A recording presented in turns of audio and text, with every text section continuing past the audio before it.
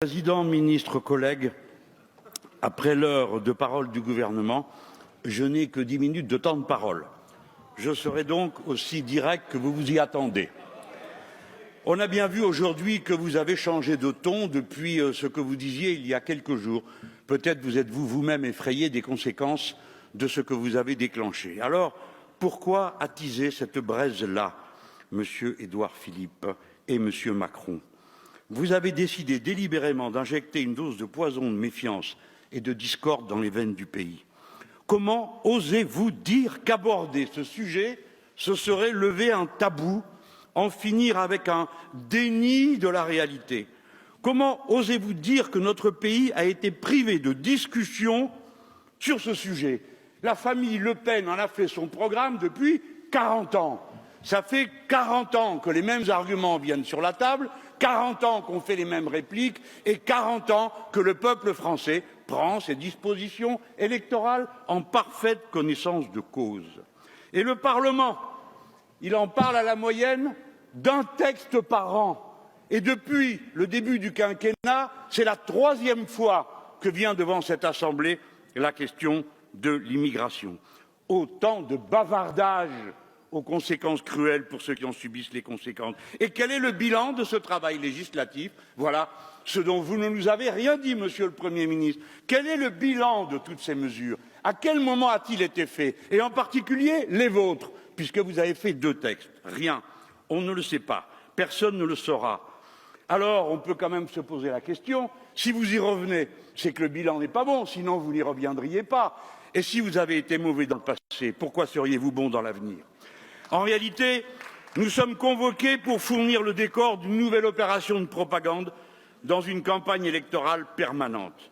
À mon avis, le pays mérite mieux. Comme vous avez échoué à faire rêver d'être milliardaire, comme en traversant la rue on ne trouve pas de boulot, et comme les grands débats à répétition saoulent, vous remettez en circulation le grand lien social de notre époque, le moment de buzz permanent, la peur et la méfiance. La peur de tout le monde et surtout de ce qui est différent et imprévu. Vous avez choisi de faire, que vous le vouliez ou non, de nouveau de la figure de l'immigré, celle du bouc émissaire des problèmes du pays. L'immigré plutôt que le financier qui pille notre pays, sur lequel vous ne dites rien. L'immigré plutôt que le fraudeur du fisc qui vole chaque année 80 à 100 milliards à ce pays. L'immigré plutôt que les corrompus qui ont bradé l'industrie du pays à l'étranger.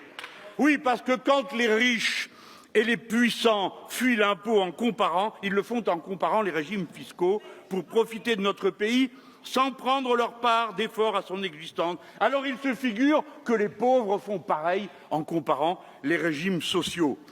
Avec vous, les étrangers sont adulés s'ils viennent spéculer sur nos richesses, mais ils sont montrés du doigt s'ils viennent en produire par leur travail. Le pays mérite mieux. Vous nous égarez dans une direction absurde. Il faut traiter les causes des problèmes qui se posent, pas se venger d'elles sur ses victimes. L'immigration est un phénomène en voie d'expansion dans le monde. D'expansion. D'abord du fait des ravages des politiques libérales qui dévastent les économies de tant de pays, et notamment du fait de l'Europe qui a soumis 32 pays africains à des accords de partenariat économique ruineux pour eux.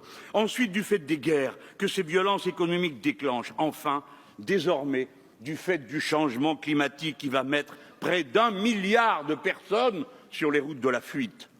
Pour l'instant, seuls 17% des migrants viennent vers l'Europe. Tout le reste se dilue dans l'espace des pays du Sud. C'est le moment maintenant de mettre au point les politiques qui inversent le phénomène.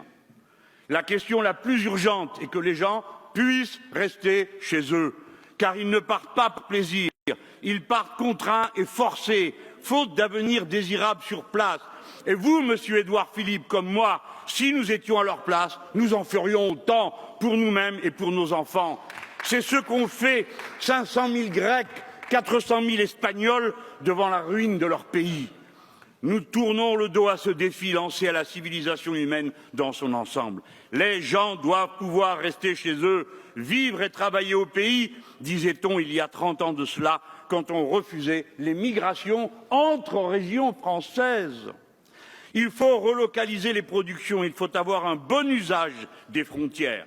Les marchandises et les capitaux doivent circuler moins librement pour que les gens ne soient pas forcés d'entrer dans leur danse.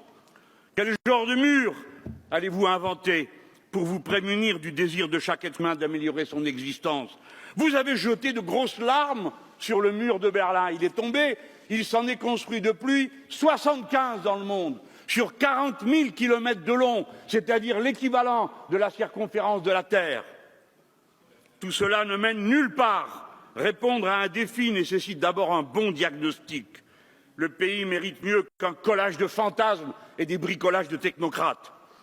Les immigrés sont les victimes d'un ordre économique et géopolitique. Vous les montrez du doigt. Le dommage est plus étendu qu'il n'y paraît, Monsieur le Premier ministre. Un des ancêtres sur 4 de chacun d'entre nous vient de leur rang. Quand on stigmatise le nouvel arrivant, on stigmatise en même temps les millions d'entre nous qui sommes leurs enfants d'hier et qui sommes fiers de leurs sacrifices et de leurs efforts. Le président a osé dire que les milieux populaires n'avaient pas la chance qu'auraient les bourgeois de ne pas fréquenter les étrangers. C'est son vocabulaire, pas le mien. Le pays mérite mieux, car les bourgeois, figurez-vous, fréquentent aussi les étrangers. Mais ce ne sont pas les mêmes. Ils ne s'en rendent pas compte parce qu'ils appartiennent à la même classe sociale. Quant aux milieux populaires, ils ont été parqués de force aux mêmes endroits. Vous voulez mieux mélanger les populations, on y sera favorable. Mais dans l'intervalle, pourquoi stigmatiser ceux qui s'y trouvent? Que savez-vous des milliers d'entre eux qui en viennent et qui sont l'orgueil des réussites de la patrie? Regardez les bancs de cette Assemblée et vous verrez aussi comment la France se fabrique. Et quand bien même,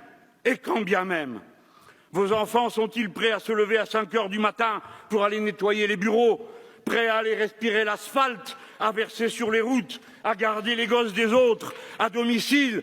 J'en passe. Pensez de temps à autre à dire merci, quel que soit le statut des personnes. Imaginez ce cauchemar, collègues. Un jour, les immigrés partent tous, fatigués d'être maltraités comme ils le sont. La sécurité sociale serait instantanément ruinée, faute de cotisants en nombre suffisant. L'économie s'effondrerait par anémie de la consommation populaire parce qu'il lui manquerait des centaines de milliers de bras et de têtes qui la font tourner aujourd'hui. Et la France, que devient alors la France? Il faut aimer la France, il faut savoir qui elle est pour comprendre tout ce qu'elle peut faire. Avec le droit du sol, le peuple français peut faire France de tout bois. Nous sommes une nation républicaine, c'est-à-dire que notre devise peut s'appliquer à tout être humain, quelle que soit sa culture ou son ethnie de départ. Nous sommes donc une nation universaliste, ou bien nous ne sommes plus la France. La réponse au problème que soulève inévitablement toute immigration, grande ou petite, tient en peu de mots. Nous n'avons pas besoin de nouveaux camps de rétention, ni de nouvelles règles et de lois. Nous avons besoin de davantage de professeurs des écoles, davantage de formation professionnelle, davantage de logements de qualité, davantage de travail à se répartir. Nous avons besoin de milliers de bras et de têtes au travail, bien préparés pour réaliser l'immense transition écologique de l'agriculture, de l'industrie et pour affronter les conséquences du changement climatique désormais engagé. Il faut du travail de plus pour équilibrer les comptes sociaux et les retraites et disperser les jalousies et les compétitions de personnes. Au lieu de quoi vous venez nous parler d'économie sur l'aide médicale d'État au milieu de tout un harmonie, chambouillis de considérations contradictoires. Oh, on s'en fout. Mais oui, tout ça, vous picorez sur les bords pour à la fin reprendre dans l'assiette ce que vous avez donné aux gens.